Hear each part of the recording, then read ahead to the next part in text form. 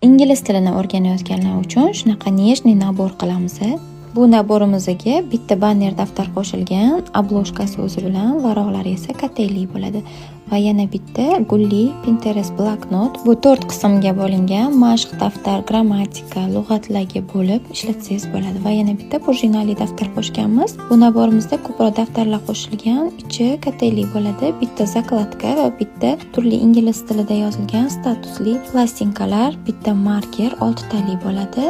Zerikarli bo'lib qolmasligi uchun bitta gulli nakleyka kitob, bitta gulli skotch, shunaqa daftarlarni chetiga yopishtirsangiz bo'ladi. Bitta Pinterest qizlarning rasmi bor bo'lgan skotch, hozirgi pagodaga juda ham mos keladi va bitta turli eslatmalarni yozib qo'yish uchun bitta zakladka va ikkita stiraющий ruchka qo'shganmiz. Naborimizning narxi Telegram kanalda.